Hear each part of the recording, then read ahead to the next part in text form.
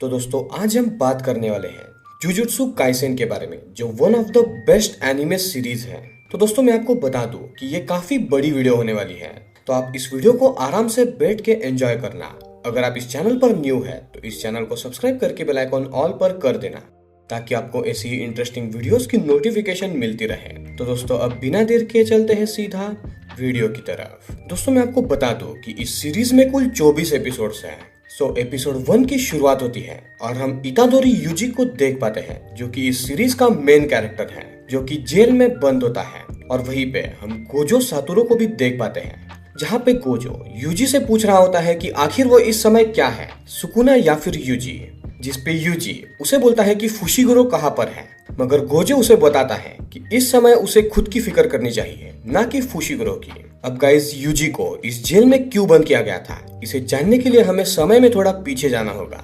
और समय में पीछे जाते ही हम यूजी को देख पाते हैं, जो कि अपने दादा को कॉल कर रहा होता है, मगर वो उसका फोन नहीं उठा रहे थे, जिसकी वजह से वो सीधा हॉस्पिटल में ही फोन कर देता है।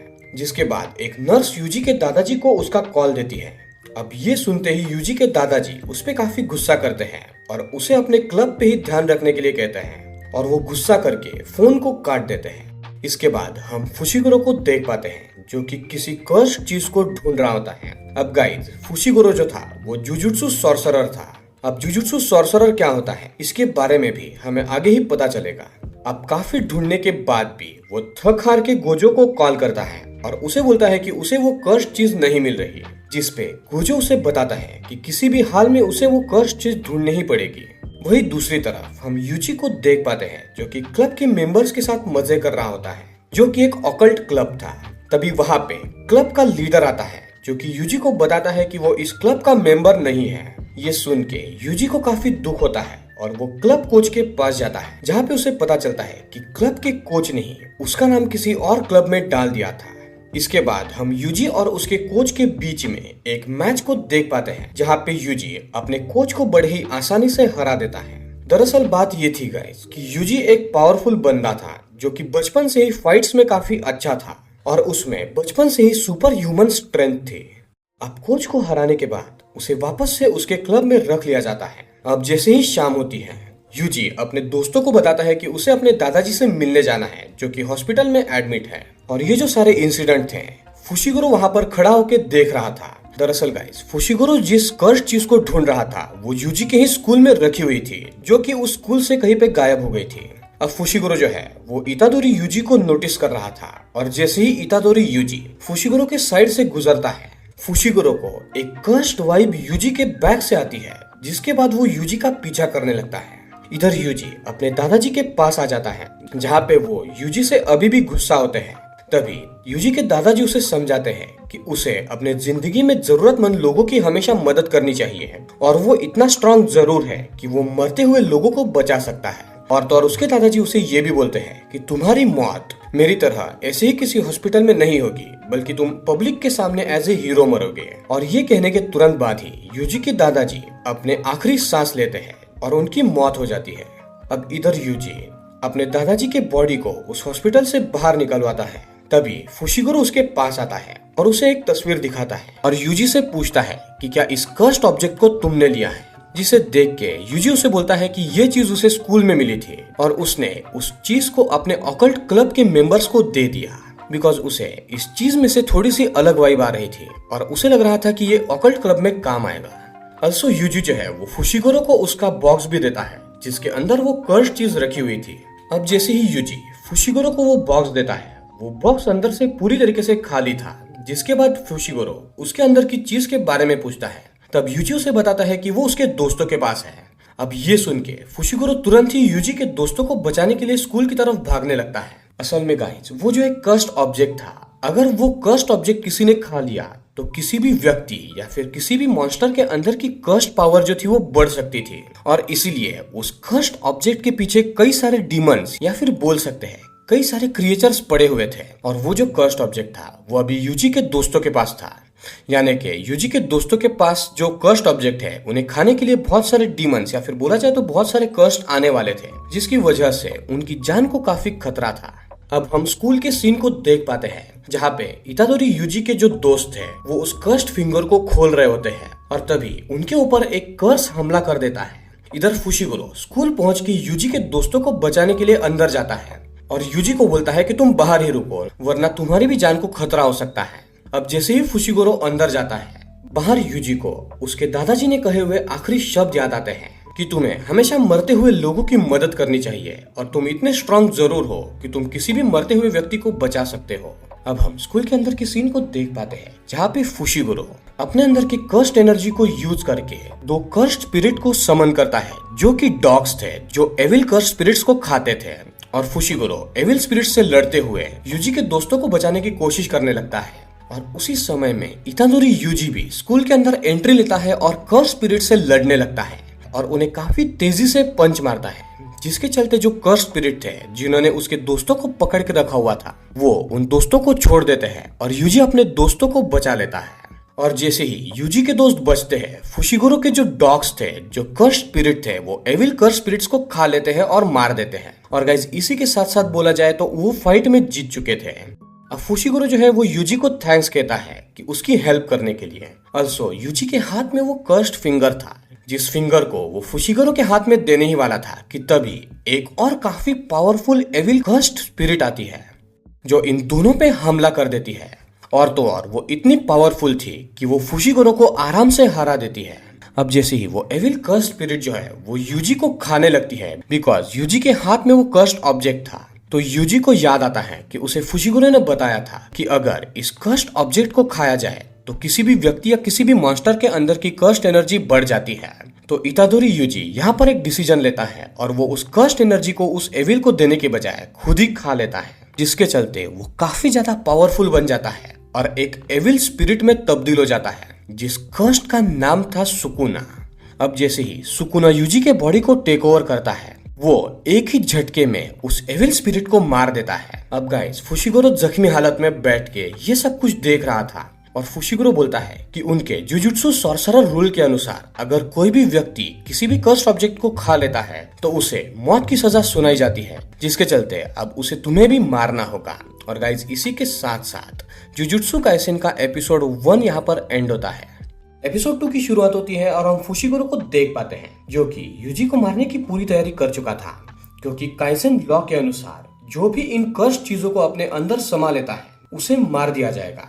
तभी वहां पे गोजो सातोरू आ जाता है जो कि इस पूरे सीरीज का one of the coolest and strongest character है जो कि यूजी से पूछता है कि क्या अभी उसके ऊपर सुकुना हावी है या फिर वो खुद यूजी ही है, जिस पे यूजी उसे बताता है कि वो सुकुना को पूरी तरीके से कंट्रोल कर सकता है। तब गोजो सातोरू यूजी को बोलता है कि तुम अपने बॉडी का कंट्रोल सिर्फ 10 सेकंड के लिए सुकुना को दो और मुझे उसके साथ एक फाइट करनी है और उसके अंदर कितनी पावर है ये जानना है। अब जैसे ही यूजी अपने बॉडी का कंट्रोल 10 सेकंड के लिए सुकुना को देता है सुकुना एंड गोजो के अंदर काफी जबरदस्त लड़ाई होती है। सुकुना गोजो को काफी अच्छी टक्कर देता है मगर अंत में गोजो ही जीत जाता है। ऑल्सो गाइस गोजो की कुछ खास पावर्स है जिनके बारे में हमें आने वाले एपिसोड्स में पता चलने वाला है। देन गाइस यूजी जो है वो सुकुना को वापस से कंट्रोल कर लेता है। इसके बाद वापस से फुशिगुरो गोजो से कहता है कि यूजी को अभी मार देना चाहिए मगर गोजो के दिमाग में तो कुछ और ही प्लान चल रहा होता है। देन गाइस गोजो जो है वो यूजी को बेहोश करके अपने साथ कहीं पे ले जाता है।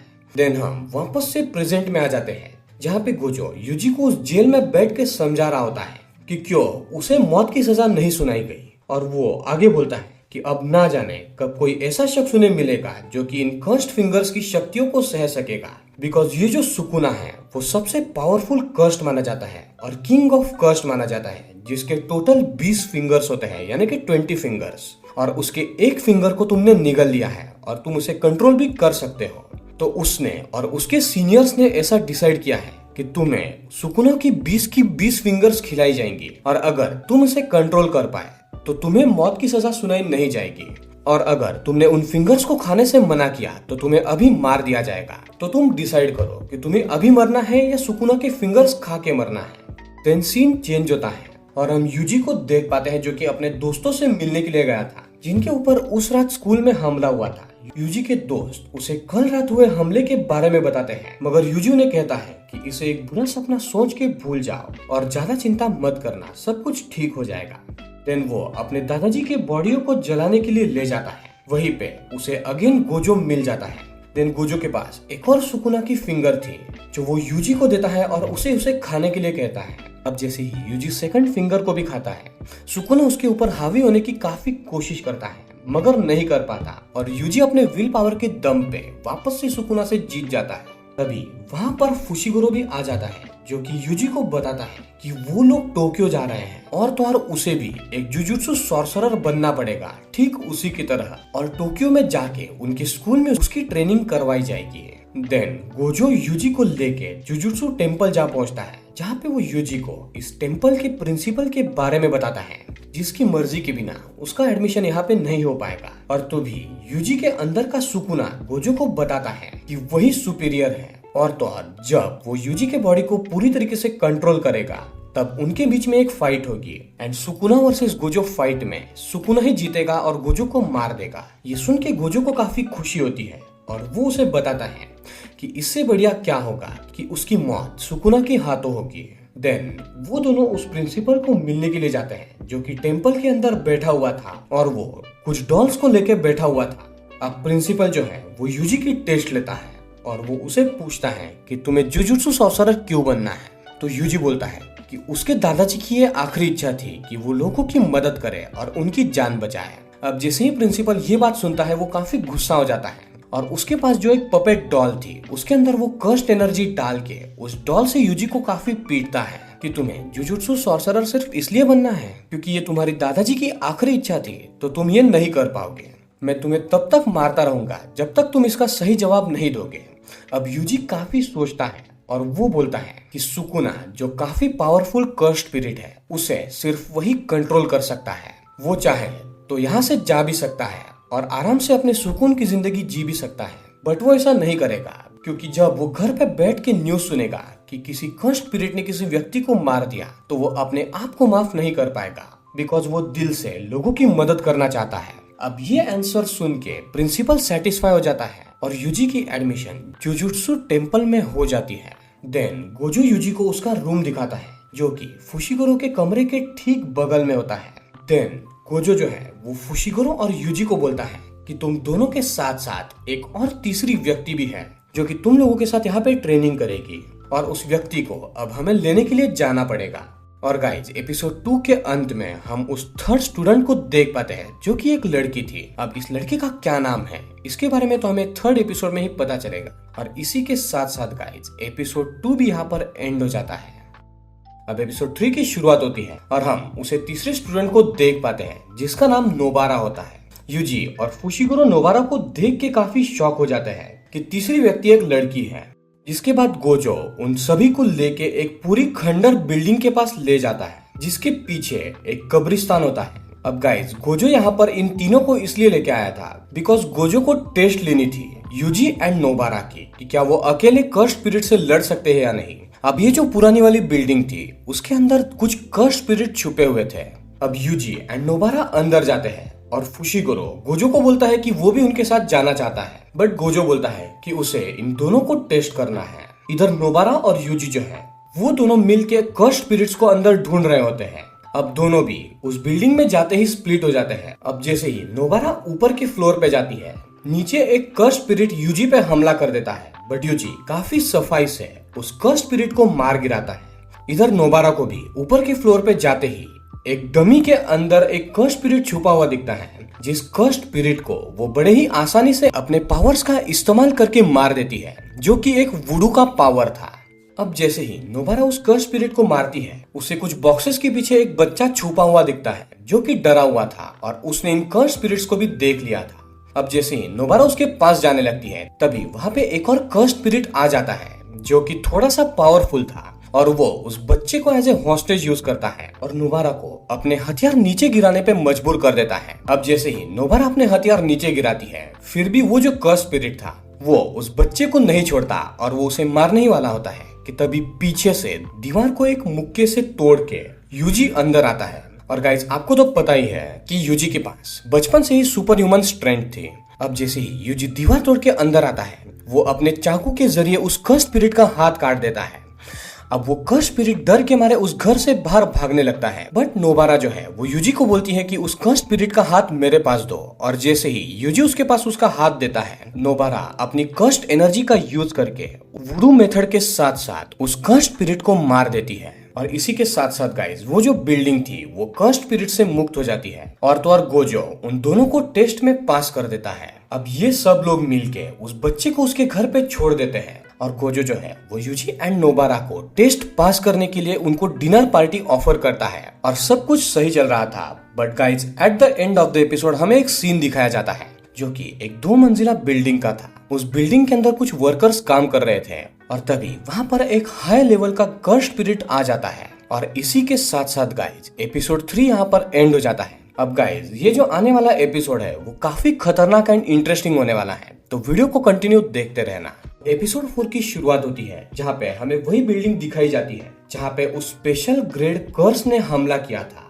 अब गाइस मैं आपको इन कर्स के बारे में कुछ बता देता हूँ। इन कर्स में कुछ लेवल्स होते हैं। अभी सबसे कमजोर ग्रेड होता है ग्रेड 4, और उन कर्स स्पिरिट को आप लोग बैट से भी मार सकते हो। देन आते हैं ग्रेड 3 जिन्हें गन के साथ मारा जा सकता है। देन आते हैं ग्रेड 2 जिन्हें एक शॉटगन से मारा जा सकता है, और फिर आते हैं ग्रेड 1 जिन्हें मिलिट्री का एक टैंक लगेगा मारने के लिए, और उसके बाद आता है एक स्पेशल ग्रेड जिसके साथ तुम पूरे आर्मी के बटालियन के साथ भी सेफ फील नहीं करोगे। और गाइस अब इस बिल्डिंग में जिस कर्स्ड स्पिरिट ने हमला किया था वो था एक स्पेशल ग्रेड कर्स्ड स्पिरिट। अब इस स्पिरिट को हराने के लिए एक ग्रेड 1 का जुजुत्सु सॉर्सरर चाहिए था जो था गोजो सातोरू, बट वो बिजनेस ट्रिप के चलते बाहर गया हुआ था, इसीलिए यहाँ पर बुलाया जाता है फुशिगुरो, नोबारा एंड यूजी को। अब इन तीनों को यहाँ पर एक मिशन दिया जाता है कि अंदर 3 सर्वाइवर्स है, और उन 3 सर्वाइवर्स को तुम्हें जिंदा बाहर निकाल के लाना है। और तो और उन्हें स्ट्रिक्टली ये बताया जाता है कि अंदर जो स्पिरिट है यानी कि जो कर्स्ड स्पिरिट है वो स्पेशल लेवल का है, तो उसके साथ लड़ना नहीं है। अगर तुम्हारी उसके साथ लड़ाई हो गई तो तुम पक्का मारे जाओगे। अब तीनों भी डरते हुए इस मिशन को एक्सेप्ट करते हैं और उस बिल्डिंग के अंदर घुसते हैं। अब जैसे ही ये लोग अंदर जाते हैं, जो 2 मंजिला इमारत थी वो काफी बड़ी लगने लगती है। अब फुशिगुरो यहाँ पर यूजी एंड नोबारा को बताता है कि ये स्पेशल ग्रेड कर्स जो है उसका डोमेन एक्सपांशन है, यानी कि किसी भी जगह पे वो अपनी खुद की एक दुनिया को क्रिएट कर सकता है, और उस दुनिया में वो सबसे पावरफुल रहेगा। अब ये जो स्पेशल डोमेन एक्सपांशन था वो डोमेन एक्सपांशन काफी बड़ा था। ये तीनों भी अंदर उस बिल्डिंग में बढ़ने लगते हैं, और उन्हें उन 3 सर्वाइवर्स में से एक सर्वाइवर की लाश मिलती है। अब यूजी यहाँ पे बोलता है कि वो इस लाश को बाहर लेके जाएगा, बिकॉज ये जो व्यक्ति है उसकी माँ बाहर इंतजार कर रही है, और उसे पता होना चाहिए कि उसका बेटा मारा जा चुका है। बट यूजी बोलता है कि ये जो बंदा था वो एक क्रिमिनल था, और उसने एक लड़की को जान से मारा था, तो उसके लिए कोई सिंपैथी मत दिखाना। और इसी को लेके इन दोनों में आपस में बहस हो जाती है। अब इन दोनों की बहस को रोकने के लिए नोबारा आगे आने लगती है, पर तभी वो डोमेन एक्सपांशन के अंदर समा जाती है। जी हाँ गाइस, यहाँ पर उस कर्स्ड स्पिरिट ने अपना जादू दिखाना चालू कर दिया था। अब नोबारा इन दोनों से अलग हो चुकी थी, और तो और गाइस फुशिगुरो के पास एक डॉग था जो कि एक कर्स्ड डॉग था। फुशिगुरो उस डॉग को ढूंढने लगता है, तो उसे पता चलता है कि उस डॉग को भी मार दिया गया है, वो भी उस कर्स्ड स्पिरिट के जरिए। और ये दोनों कुछ सोच पाते हैं, तभी अचानक से वो जो कर्स्ड स्पिरिट था वो इनके सामने आ जाता है। अब उसकी पावर इतनी ज्यादा थी कि ये दोनों अपने आप को हिला तक नहीं पा रहे थे, बट फिर भी एवरीवन नोज यूजी के पास तो सुपर ह्यूमन स्ट्रेंथ है। वो अपनी स्ट्रेंथ को यूज करके किसी तरह अपने चाकू से उस कर्स्ड स्पिरिट पर हमला करता है, बट वो कर्स्ड स्पिरिट इतना पावरफुल एंड इतना फास्ट था कि वो यूजी का हाथ ही उस चाकू के साथ अलग कर देता है। अब गाइस यहाँ पर यूजी समझ चुका था कि उसे उसके अंदर जो सुकुना है उसकी जरूरत पड़ेगी, तो वो सुकुना को बोलता है कि तुम मेरी मदद करो। तो सुकुना बोलता है कि अगर मैं तुम्हारे शरीर पर हावी हो गया तो मैं सबसे पहले तुम्हारे दोस्तों को मारूंगा, और फिर मैं इस कर्स्ड स्पिरिट को मारूंगा। अब यूजी यहाँ पर फुशिगुरो को बोलता है तुम यहाँ से चले जाओ और सबसे पहले नोबारा को ढूंढो, और नोबारा को ढूंढते ही तुम किसी तरह इस बिल्डिंग के बाहर चले जाओ, और जैसे ही तुम इस बिल्डिंग के बाहर जाओगे मुझे अपने कुत्ते के जरिए सिग्नल दे देना। मैं समझ जाऊंगा कि तुम यहाँ से बाहर निकल चुके हो, एंड देन मैं सुकुना को अपने बॉडी पर हावी होने दूंगा, जिसके चलते तुम्हारी जान बच जाएगी। अब फुशिगुरो यही करता है। फुशिगुरो भाग के नोबारा को ढूंढने लगता है, और यहाँ पर यूजी एंड उस कर्स्ड स्पिरिट में काफी फाइट होने लगती है। और गाइस वो जो कर्स्ड स्पिरिट था वो इतना पावरफुल था कि वो यूजी को बहुत आसानी से जख्मी कर रहा था और मार रहा था, वो भी अपने पावर के जरिए। वो अपनी कर्स्ड एनर्जी को यूज करके यूजी के दूसरे हाथ की उंगलियों तक को भी जला देता है। और यूजी यहाँ पर काफी हतबल हो चुका था और रोने लगा था। वो अपने दादाजी के आखिरी कहे गए शब्द को याद कर रहा था कि तुम काफी लोगों के सामने एज ए हीरो मरोगे। तो वो यहाँ पर मरना नहीं चाहता था, इसलिए वो भी अनकॉन्शियसली अपने शरीर के अंदर जो कर्स्ड एनर्जी थी उसे एक्टिवेट कर लेता है और वो उस कर्स्ड एनर्जी का यूज करके एक पंच उस कर्स्ड स्पिरिट को मारता है। बट उस स्पिरिट को कोई भी फर्क नहीं पड़ता और इसी समय में फुशिगोरो का जो कुत्ता था वो बाहर से भौंकने लगता है, जिसके चलते यूजी को पता चल जाता है कि फुशिगोरो एंड नोबारा बाहर पहुंच चुके हैं इस बिल्डिंग के।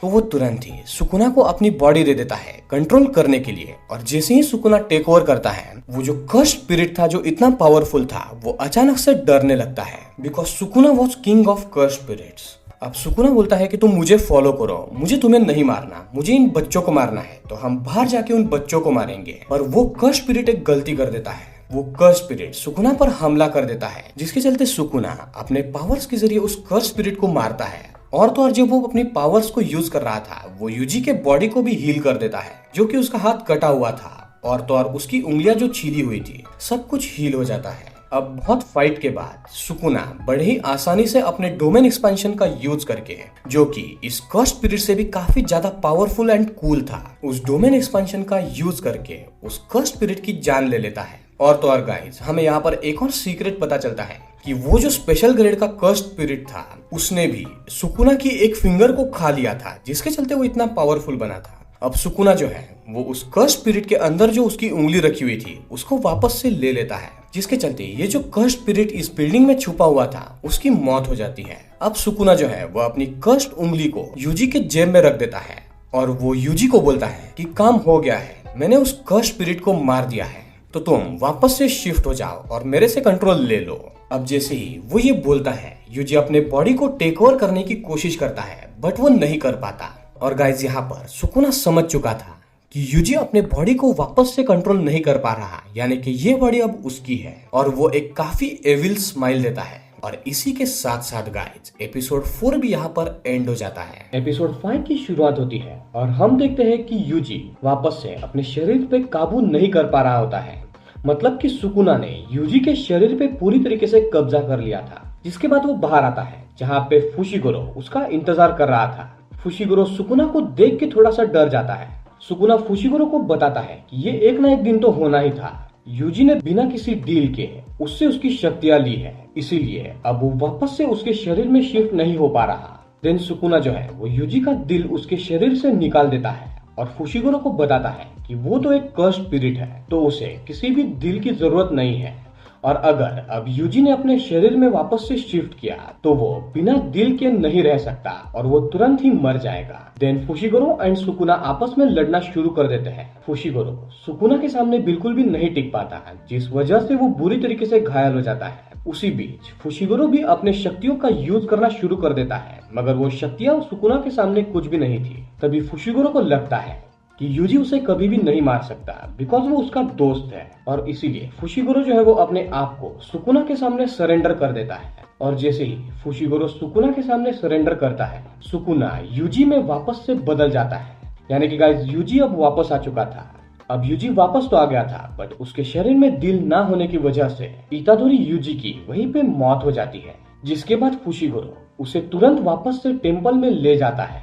इधर जैसे ही गोजो को पता चलता है कि उसके तीनों स्टूडेंट्स यानी कि फुशिगोरो, यूजी एंड नोबारा एक स्पेशल ग्रेड स्पिरिट से लड़ने गए हैं, वो काफी घबरा जाता है, क्योंकि स्पेशल ग्रेड से लड़ना किसी नॉर्मल जुजुत्सु सॉर्सरर के बस की बात नहीं है, जिस वजह से गोजो उन तीनों की काफी चिंता करने लगता है। देन हम फुशिगोरो एंड नोबारा को टेम्पल में देख पाते हैं, जो कि यूजी की वजह से काफी ज्यादा उदास होते हैं, बिकॉज वो मर चुका था। अब गाइज, आप लोग यहाँ पे सोच रहे होंगे कि इतादोरी यूजी, जो कि इस सीरीज का मेन कैरेक्टर है, वो मर कैसे सकता है। तो यही इस पूरी सीरीज की खास बात है, और आने वाले कुछ एपिसोड्स में बहुत कुछ चीजें रिवील होने वाली है, तो वीडियो को देखते रहना। अब नोबारा एंड फुशिगोरो उदास बैठे हुए थे, तभी वहाँ पे उनसे मिलने के लिए उनकी सीनियर माकी आ जाती है, जो कि उन्हें उनका दुख का कारण पूछती है, वो भी काफी रूड तरीके से। तभी माकी के दोस्त पांडा एंड इनोमिया भी वहाँ पे आते हैं, जो कि गाइस बेसिकली ये सब सेकंड ईयर स्टूडेंट्स थे, और ये भी जुजुत्सु सॉर्सरर्स थे, और इनके पास भी काफी अच्छी और अलग अलग पावर्स भी थी। अब जैसे ही पांडा एंड इनोमिया वहाँ पर आते हैं, वो लोग माकी को बोलते हैं कि इन्होंने अपना रिसेंटली ही एक दोस्त खोया है, जिसके चलते वो उदास है। अब माकी को ये सुन के काफी बुरा लगता है और वो इन दोनों से माफी मांगती है। देन माकी उन दोनों को उनकी मदद करने के लिए कहती है, जहाँ पे वो बताती है कि हर साल टोक्यो और क्योटो के जुजुत्सु सॉर्सरर्स के बीच में एक फ्रेंडली मैच होता है और ये match second year and third year के जुजुत्सु सॉर्सरर्स के बीच में होता है। मगर इस बार थर्ड ईयर के जो स्टूडेंट्स हैं वो बाहर गए हुए हैं, जिसकी वजह से फर्स्ट ईयर के स्टूडेंट्स को लड़ना पड़ेगा और उनको इस कंपटीशन में हिस्सा लेने का मौका दिया गया है और उन्हें किसी भी हालत में इसे जीतना पड़ेगा। अब ये सुन के फुशिगुरो एंड नोबारा तुरंत ही तैयार हो जाते हैं इस कंपटीशन में हिस्सा लेने के लिए, बिकॉज अब इन दोनों को भी काफी ताकतवर बनना था। और इसी के साथ साथ गाइज एपिसोड 5 यहाँ पर एंड हो जाता है। एपिसोड 6 की शुरुआत होती है और हम यूजी एंड सुकुना को देख पाते हैं। यूजी अपने आप को जिंदा देख के काफी ज्यादा शॉक हो जाता है, जिसपे सुकुना उसे बताता है कि वो इस समय उसके मन में जिंदा है और अगर वो चाहे तो उसे असली में भी जिंदा कर सकता है। मगर यूजी को सुकुना की बात पर यकीन नहीं होता, जिस वजह से वो सुकुना पे हमला करने लगता है। मगर इससे सुकुना को एक खरोच तक नहीं आती है और वो बिना यूजी के साथ मारपीट किए उसे जमीन पे गिरा के उसके ऊपर बैठ जाता है और उसे उसकी एक शर्त मानने को कहता है, जिसके बदले में वो उसे वापस से जिंदा कर देगा। जिसपे यूजी उसे उसकी शर्त के बारे में पूछता है। तब सुकुना बताता है कि जब उसके मुंह से एक्सटेंशन शब्द निकलेगा वो अपने शरीर को उसे दे देगा, केवल 1 मिनट के लिए। मगर यूजी इस शर्त से इनकार कर देता है और बताता है कि तुम 1 मिनट में काफी सारे लोगों को मार सकते हो, इसलिए वो ऐसा नहीं करेगा। जिसपे सुकुना उसे विश्वास दिलाता है कि वो इस 1 मिनट में किसी को भी नहीं मारेगा, किसी को भी घायल तक नहीं करेगा और उसके दोस्तों को भी सुरक्षित रखेगा। अब ये सब सुन के यूजी शर्त मानने के लिए तैयार हो जाता है और जैसे ही सुकुना उसके ऊपर से उठता है वो सुकुना को एक जोर से पंच मारता है और उसे बताता है कि उसकी भी एक शर्त है और वो ये शर्त तभी मानेगा तब वो उससे लड़ाई में हरा देगा। जिसपे सुकुना यूजी की बात मान लेता है और केवल एक चुटकी बजाते ही वो यूजी का सर धड़ से अलग कर देता है। इसके बाद हम गोजो को देख पाते हैं जो कि यूजी के बारे में बात कर रहा होता है। गोजो बताता है कि उसके नजर में केवल 2-3 ही ऐसे लोग हैं जो कि एक पूरे जुजुत्सु सॉर्सरर बनने के लायक हैं, जिसमें से एक है हाकारी जो कि थर्ड ईयर में है और दूसरा है योत्सु जो कि सेकंड ईयर में है। अब गाइस आप लोग योत्सु का नाम याद रखना। देन तीसरा आता था इतादोरी यूजी, जिसे गोजो सच में एडमायर करता था और गोजो आगे ये भी बोलता है कि उसे ऐसे ही और भी लोगों को ट्रेन करना पड़ेगा और जुजुत्सु सॉर्सरर पूरी तरीके से बनने के लायक बनाना पड़ेगा ताकि वो बुराई के सामने लड़ सके। अब गोजो ये सब बातें कर ही रहा होता है कि तभी यूजी जो कि मरा हुआ था वो अपने आप ही जिंदा हो जाता है, जिसे देख के सभी लोग आश्चर्य हो जाते हैं। इसके बाद गोजो को एक आइडिया आता है जिसके हिसाब से वो किसी को भी ये नहीं बताएंगे कि यूजी वापस से जिंदा हो गया है, बल्कि जिस दिन क्योटो के अगेंस्ट इनकी कॉम्पिटिशन होने वाली है उसी दिन वो यूजी को सबके सामने लेके आएगा, जिसके चलते सब लोग सरप्राइज हो जाएंगे। और इस बीच जब तक कंपटीशन नहीं होती तब तक गोजो सातोरू खुद यूजी को प्राइवेटली ट्रेन करेगा। और गाइस दूसरी तरफ हम एक एविल कर्स्ट को देख पाते हैं जिसके अंदर आग की शक्तियां थी। तो गाइस इसको हम अब से फायर कर्स्ट स्पिरिट बोलेंगे और ये जो फायर कर्स्ट था वो गेटो के साथ बात कर रहा था। अब गाइस आप लोग सोच रहे होंगे कि ये गेटो कौन है। तो गाइस गेटो जो है वो इस जुजुत्सु काइसेन सीरीज का मेन एंटागोनिस्ट है, यानी कि मेन विलन है। तो अब गाइस मेन विलन की यहाँ पर एंट्री हो चुकी है। गेटो के साथ में कुछ स्पेशल कर्स्ट स्पिरिट्स थे, जिनमें से एक था ये फायर कर्स्ट स्पिरिट्स और इनमें आपस में बातें चल रही थी सारे के सारे जुजुत्सु सॉर्सरर्स को मारने की। तो गेटो बोलता है कि हम भले ही सारे के सारे जुजुत्सु सॉर्सरर्स को मार देंगे, पर एक व्यक्ति ऐसा है जिसे हम नहीं हरा सकते और जब तक उसे हराएंगे नहीं तब तक स्पिरिट्स का राज इस पृथ्वी पर कभी भी नहीं होगा और वो व्यक्ति है गोजो सातोरू। और तो और गेटो ये भी बोलता है कि गोजो को नहीं मारा जा सकता और अगर उसे ना मारा जा सके तो उसे हम एक पिंजरे में बंद कर सकते हैं। तो गेटो उस कर्स्ट स्पिरिट को एक पिंजरा दिखाता है जिस पिंजरे के अंदर ये लोग गोजो को बंद करना चाहते थे। और गाइस इनकी जुजुत्सु सॉर्सरर्स के खिलाफ काफी बड़ी प्लानिंग चल रही थी। अब जैसे ही वो फायर कर्स्ट इस पिंजरे को देखता है वो काफी खुश हो जाता है और वो खुशी के मारे इतनी ज्यादा आग फेंकने लगता है। आसपास उस होटल में जितने भी लोग बैठे हुए थे वो सारे आग के चपेट में आ जाते हैं और मर जाते हैं। ऑल्सो गाइस इस होटल में जितने भी लोग बैठे हुए थे वो सिर्फ और सिर्फ गेटो को देख सकते थे, बिकॉज गेटो अकेला इंसान था और उसके साथ जो कर्स्ट स्पिरिट थे उन्हें कोई भी कॉमन इंसान नहीं देख सकता था। खैर हम दूसरी तरफ गोजो को देख पाते हैं जो कि यूजी को सिखाना शुरू कर देता है। वो यूजी को सबसे पहले ये चीज पूछता है कि क्या तुम्हारी सुकुना के साथ कोई डील हुई है या नहीं, जिसपे यूजी बोलता है कि उसकी सुकुना के साथ कुछ बात तो हुई थी बट उसे कुछ याद नहीं है, जो कि सच बात थी। देन गोजो वापस से यूजी को ट्रेन करने लगता है और उसे वो अपने शक्ति को एक जगह पे केंद्रित करते हुए लड़ना सिखाता है। थोड़ी देर में गोजो यूजी की सारी शक्तियों के बारे में समझ जाता है कि उसमें कितना दम है। देन उसके बाद गोजो यूजी को एक डॉल देता है और उसे ढेर सारी मूवीज देखने बोलता है, जो थी हॉरर, सैड, रोमांटिक, ऐसी अलग अलग जॉनर्स की वो मूवीज थी, जिसे देखते हुए यूजी के अंदर काफी सारे इमोशंस जगेंगे और नेगेटिव शक्तियों का संचार होगा। और यूजी का ये टास्क रहेगा कि वो उन शक्तियों को और उन इमोशंस को अपने ऊपर हावी ना होने दे। और अगर वो किसी हॉरर मूवी को देखते हुए डर गया या फिर उसने कुछ भी रिएक्ट किया तो उसे वो जो डॉल है वो काफी जोर से पंच मारेगी। तो गाइज बेसिकली एक ट्रेनिंग पार्ट था और इसी के साथ साथ गाइज एपिसोड 6 भी यहाँ पर एंड हो जाता है। एपिसोड 7 की शुरुआत होती है और हम गोजो को एक मीटिंग में जाता हुआ देखते हैं। तभी वहाँ पर फायर स्पिरिट आ जाता है, जो कि गोजो को उसके पिंजरे में कैद करने के लिए आया था, जिसपे गोजो बड़े ही प्यार से उस स्पिरिट को बोलता है कि तुम्हें जो करना है तुम कर सकते हो। देन गोजो और उस स्पिरिट के बीच में काफी भयंकर सी लड़ाई होती है। वो स्पिरिट 2 बार अपनी पूरी शक्तियों का यूज करता है गोजो को मारने के लिए, मगर गोजो का बाल तक बाका नहीं हो पाता। देन वो काफी ज्यादा गुस्सा हो जाता है। उसके बाद गोजो उसे अपने पास बुलाता है और उसे बताता है कि उसके अंदर जो पावर है वो है इन्फिनिटी, और इन्फिनिटी को कभी भी खत्म किया नहीं जा सकता। देन गोजो उसे अपने डोमेन एक्सपेंशन का यूज करने के लिए कहता है और बोलता है कि तुम शायद मुझे अपने डोमेन एक्सपेंशन में मार पाओ। अब गाइस मैंने पिछले एपिसोड में बताया था कि डोमेन एक्सपेंशन वो होता है जिसमें जिसने उसे कास्ट किया है वो सबसे पावरफुल होता है और वो उसकी खुद की बनाई हुई दुनिया होती है। अब गोजो जो है वो कुछ समय के लिए फायर स्पिरिट को रुकने बोलता है और वो खुद यूजी के पास जाता है, जो कि ट्रेनिंग कर रहा था मूवी देखते हुए। और गोजो ये नोटिस करता है कि यूजी काफी अच्छी तरीके से अपने ट्रेनिंग को कर रहा है और अपने इमोशंस को भी वो कंट्रोल कर रहा है।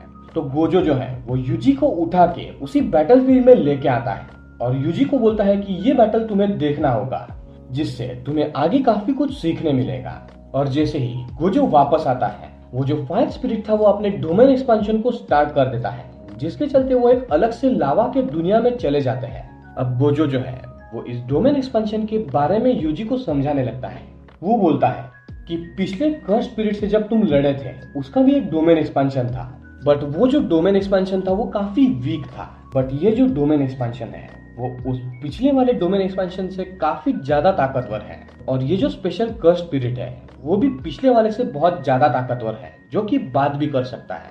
ऑल्सो अगर इस डोमेन एक्सपेंशन से बाहर निकलना है तो उसका सिर्फ एक ही तरीका है, अपना खुद का डोमेन एक्सपेंशन प्रेजेंट एक्सपेंशन से काफी ज्यादा ताकतवर होना चाहिए। अब ये समझाने के बाद गोजो जो है वो उस फायर स्पिरिट को उकसाने लगता है और उसका मजाक उड़ाने लगता है कि इस एक्सपेंशन में भी तुम सबसे ज्यादा वीकेस्ट पर्सन हो। अब ये सुनते ही फायर स्पिरिट को काफी ज्यादा गुस्सा आता है और वो गोजो पर हमला कर देता है। बट जैसे ही वो हमला गोजो के पास आने वाला था, गोजो खुद का डोमेन एक्सपेंशन करता है, जो था इन्फिनिटी। और गाइस फर्स्ट टाइम हम गोजो के आंखों को देख पाते हैं, जो कि काफी सुंदर और नीले रंग की थी। और जैसे ही वो अपने आंखें खोल के एक्सपेंशन करता है, ये लोग एक अलग से दुनिया में चले जाते हैं, वो थी इन्फिनिटी की दुनिया। और इसे देख के फायर स्पिरिट जो था वो काफी डर जाता है और उसे पता चल जाता है कि उसमें और गोजो में कितने पावर लेवल का फर्क है। और गाइस सच में ये one of the coolest scene था इस पूरे सीरीज का। अब गोजो बड़े ही आसानी से उस फायर स्पिरिट को हरा देता है और उसकी मुंडी धड़ से अलग कर देता है और उससे सवाल करता है कि तुम्हें किसने भेजा है। अब जैसे ही ये सवाल खड़ा होता है, गेटो जो दूर से बैठ के ये सब कुछ देख रहा था, वो अपने फॉरेस्ट स्पिरिट को बोलता है कि जाओ और फायर स्पिरिट को बचा कर लेके आओ। अब फॉरेस्ट कर्स स्पिरिट जो है वो गोजो पर हमला कर देती है, जिसके लिए गोजो तैयार नहीं था, इसलिए वो थोड़ा सा पीछे चला जाता है। और मौका देखते ही फॉरेस्ट कर्स स्पिरिट जो है वो फायर वाले को उठा के वहां से भाग निकलती है। और यहाँ पे गोजो एंड यूजी भी वापस से घर जाने लगते हैं और गोजो बोलता है कि आज तुम्हें काफी कुछ सीखने मिला है, तो इसे हमेशा के लिए याद रखना। और इसी के साथ साथ गाइस एपिसोड 7 यहाँ पर एंड हो जाता है। एपिसोड 8 की शुरुआत होती है, जहाँ पे हम पांडा और माकी को आपस में बात करते हुए देखते हैं, जो कि सेकंड ईयर के स्टूडेंट्स थे। जहाँ पे माकी उसे बता रही होती है कि आज क्योटो के जुजुत्सु सॉर्सरर्स अपने मास्टर्स के साथ टोक्यो आ रहे हैं, जिसे सुन के पांडा काफी चिंता में पड़ जाता है क्योंकि उन सॉर्सरर्स में से 2 सॉर्सरर्स ऐसे थे जिनका नाम था टोडो एंड माइकी, और वो दोनों जो थे वो लोगों का मजाक उड़ाने में काफी ज्यादा आगे थे। इसके बाद हम फुशिगुरो एंड नोबारा को देख पाते हैं जो कि आपस में यूजी को लेके बात कर रहे थे। तभी पीछे से टोडो एंड माइकी वहाँ पर आ जाते हैं। दरअसल गाइस माइकी जो थी वो माकी की ट्विन सिस्टर थी और ये लोग जेनिन फैमिली से बिलोंग करते थे। इसके बाद जिसे कि पांडा ने बताया था वो दोनों फुशिगुरो एंड नोबारा का मजाक उड़ाना शुरू कर देते हैं। देन टोडो जो है वो फुशिगुरो के पास आता है और उसे उसके वुमेन्स के टेस्ट्स के बारे में पूछता है, जिसपे फुशिगुरो बड़े ही एटीट्यूड में टोडो को बताता है कि वो ऐसे ही किसी को भी अपने वुमेन के टेस्ट के बारे में नहीं बताता। देन टोडो उसे अपना पूरा इंट्रोडक्शन देता है जिसमें कि हमें पता चलता है कि एक बार टोडो ने अपने पूरी ताकत के साथ 5 स्पिरिट्स को एक साथ हराया था। एंड गाइस ट्रस्ट में टोडो का भी जो कैरेक्टर है ये भी एक one of the best and one of the strongest characters में से एक है जो कि पर्सनली मुझे काफी पसंद आया। अब टोडो का इंट्रोडक्शन सुन के फुशिगुरो के मन में भी कहीं ना कहीं थोड़ा सा डर जरूर बैठ जाता है, जिसके बाद फुशिगुरो टोडो को बताता है कि उसे वही लड़कियां पसंद है जो अपने वाले से लॉयल हो। ये सुन के नोबारा उससे काफी इम्प्रेस हो जाती है। अब ये सुनने के बाद टोडो एंड माइकी इन दोनों से लड़ने लगते हैं, जहाँ पे फुशिगुरो वापस से बुरी तरीके से पीटने लगता है। टोडो फुशिगुरो को मारने ही वाला होता है कि तभी वहाँ पे पांडा और माकी आ जाते हैं जो कि उन्हें टोडो और माइकी से बचा लेते हैं और वहाँ से चले जाते हैं। अब गाइस यहाँ पर कॉन्टेस्ट शुरू भी नहीं हुआ था, बट फिर भी दोनों भी स्कूल्स में आपस में बिल्कुल भी नहीं बनती थी और ये लोग एक दूसरे को राइवल समझते थे। इधर हम क्योटो क्लैन के मास्टर को देख पाते हैं जो कि गोजो से बात कर रहा होता है और गोजो सारे लोगों के साथ मिलके उसकी जो पिछली फाइट हुई थी वो भी उस फायर कर्स्ड स्पिरिट के साथ उसका जिक्र करता है और वो बोलता है कि इस बार उनका जो सामना है वो काफी ताकतवर लोगों से होने वाला है, तो उन्हें सावधान रहना होगा और उनके जो सॉर्सरर्स हैं उन्हें भी अच्छे से ट्रेनिंग करवा के ताकतवर बनाना पड़ेगा, वरना उनके लिए दिक्कत हो सकती है।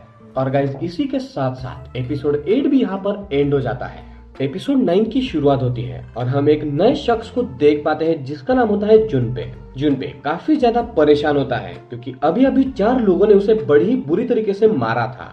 इस वजह से वो उन सभी से परेशान होकर एक जगह पर बैठ के अपने बारे में सोच रहा होता है। इसके बाद जुनपे को हम लोग एक थिएटर में देख पाते हैं जहाँ पे एक कर्स्ड स्पिरिट भी होती है जिसका नाम माहितो होता है। अब जैसे ही जुनपे उस थिएटर के अंदर जाता है उसे वो तीनों लड़के वापस से बैठे हुए दिखते हैं जिन्होंने उसे कुछ समय पहले बुली किया था। ये सब कुछ माहितो समझ जाता है और वो उन तीनों लड़कों के पास जाता है और उन्हें एक एविल क्रिएचर में बदल देता है।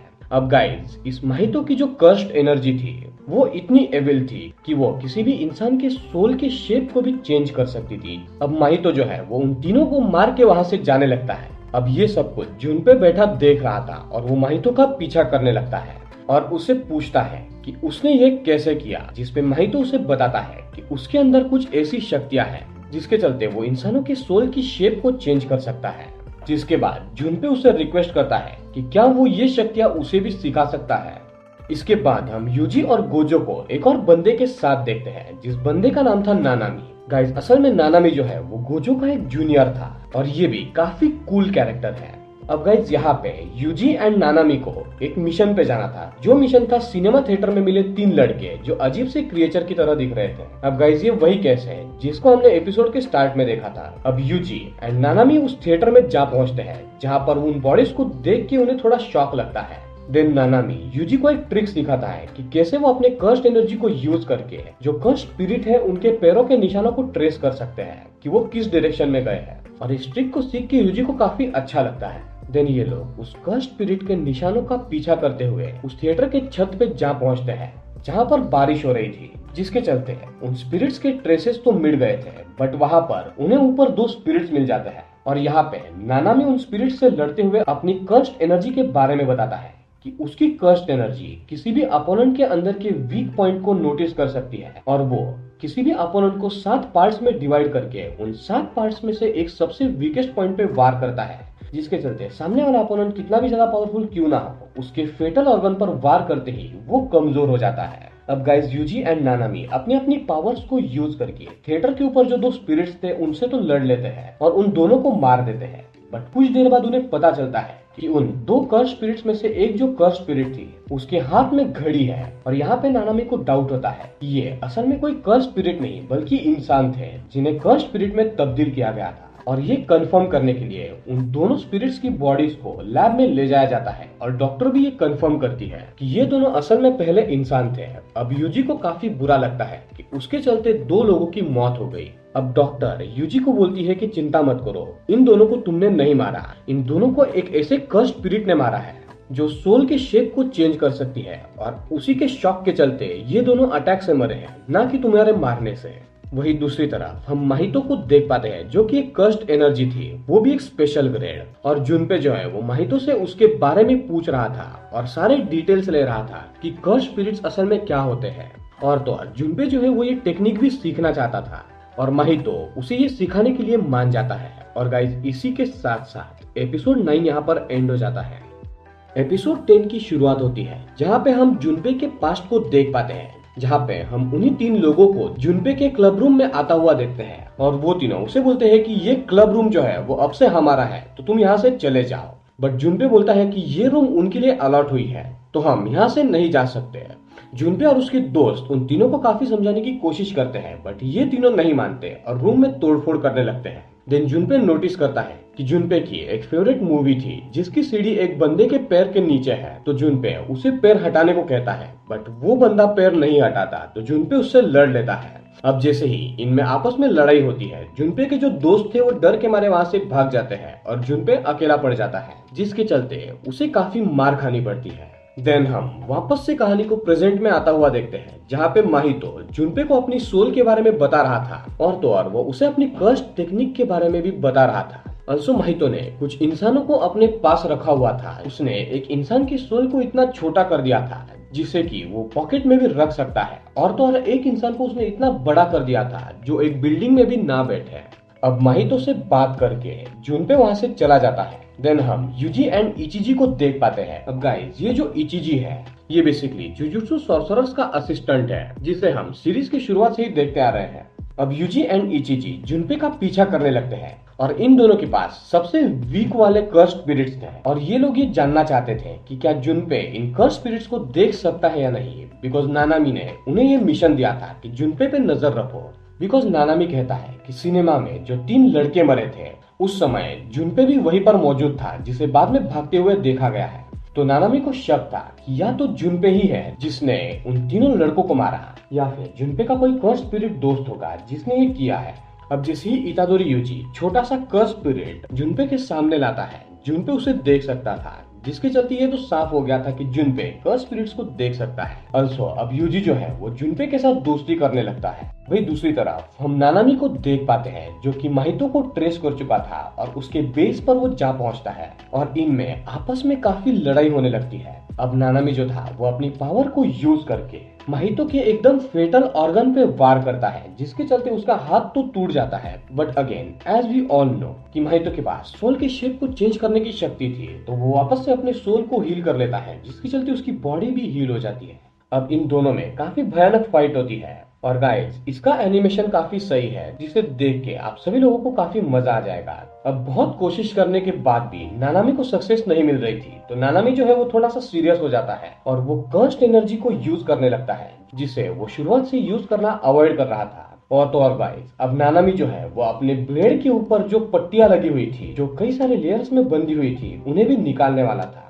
यानी कि गाइस आप लोग सोच सकते हो कि नानामी के ब्लेड में कितनी पावर होगी कि उसके ऊपर पट्टियां लगी थी, फिर भी शुरुआत से लेके अभी तक उसने कई सारे स्पिरिट्स को मारा है। तो आने वाले एपिसोड में हम नानामी के ब्लेड की भी पावर देखने वाले हैं। तो गाइस इसी के साथ साथ एपिसोड 10 भी यहाँ पर एंड हो जाता है।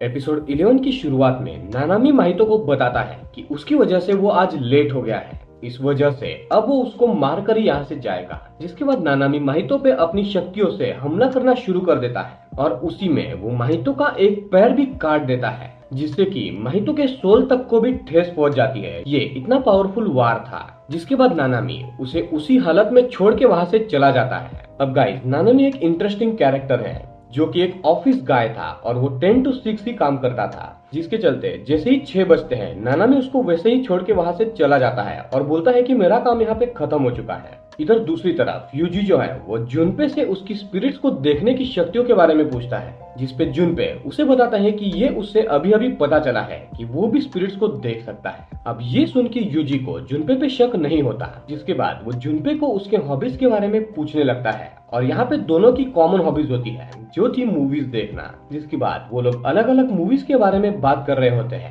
उसी बीच जुनपे की मॉम वहाँ पर आ जाती है जो कि उससे यूजी के बारे में पूछती है, जिसपे जुनपे अपनी मॉम को बताता है कि वो अभी अभी यूजी से मिला है।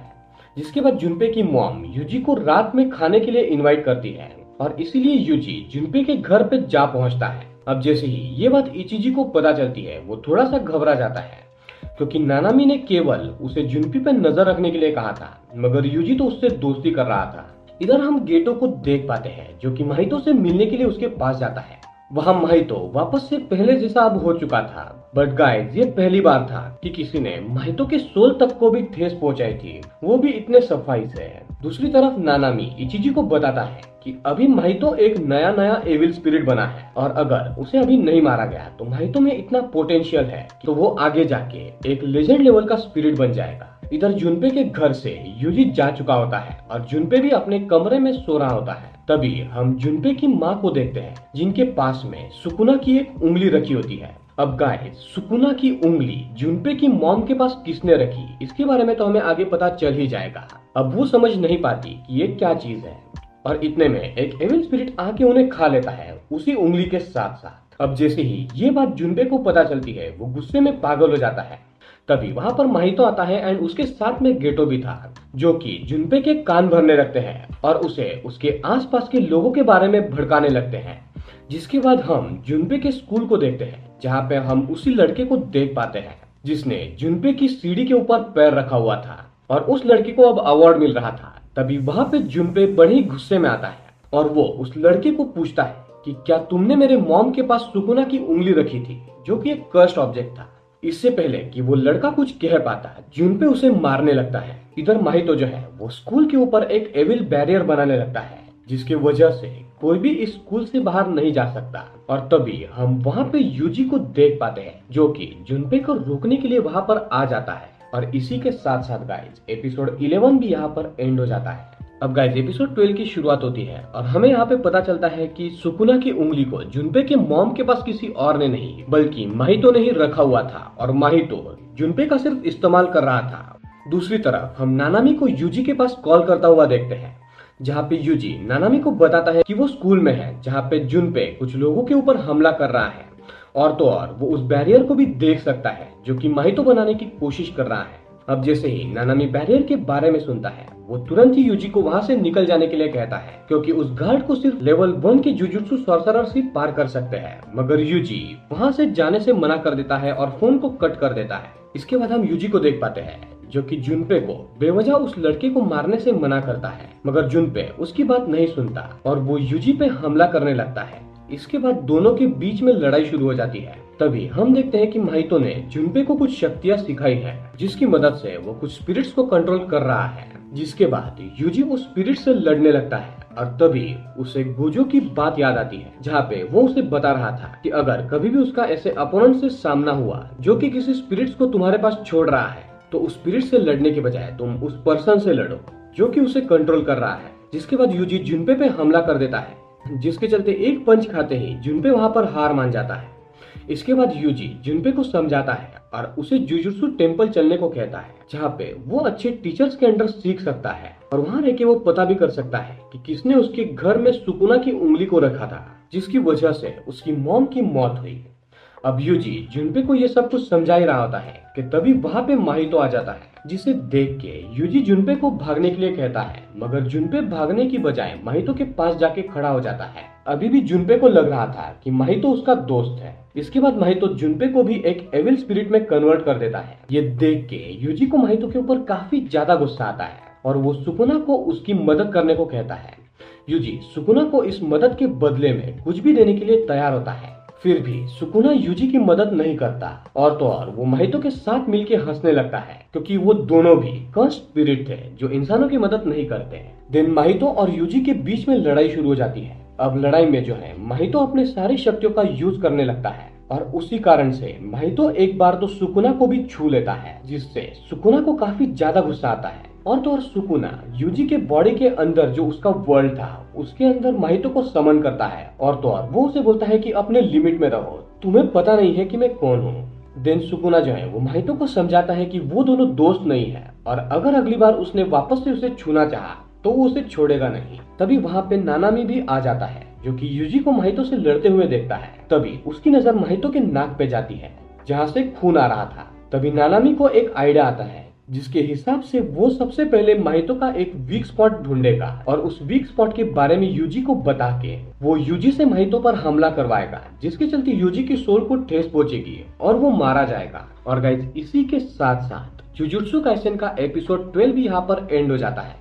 तो दोस्तों मैं आपको बता दूं कि जुजुत्सु काइसेन में टोटल 24 एपिसोड्स है। तो गाइज, मैं इन 24 एपिसोड्स को 2 पार्ट्स में डिवाइड कर रहा हूँ। आज मैंने जुजुत्सु काइसेन सीजन 1 के पहले 12 एपिसोड्स को आपके सामने डिटेल में एक्सप्लेन कर दिया है, और आने वाले 12 जो एपिसोड्स है वो तो काफी ज्यादा खतरनाक होने वाले हैं। तो दोस्तों अगर आपको पार्ट 2 चाहिए तो मुझे कमेंट करके जरूर बताना, बिकॉज ये जो सीरीज है वो काफी खतरनाक और कूल सीरीज है। तो दोस्तों अगर आपको ये वीडियो अच्छी लगी है तो इस वीडियो को लाइक करें। अगर आप इस चैनल पर न्यू है तो चैनल को सब्सक्राइब करके बेल आइकन ऑल पर कर दें, ताकि आपको ऐसी इंटरेस्टिंग वीडियोस की नोटिफिकेशन मिलती रहे। और दोस्तों अगर आपको पार्ट 2 चाहिए तो प्लीज मुझे कमेंट सेक्शन में जरूर बताना, मैं जल्दी से जल्दी पार्ट 2 लाने की पूरी कोशिश करूंगा। तो दोस्तों मिलते हैं अगली पार्ट 2 वीडियो में, तब तक के लिए पीस आउट।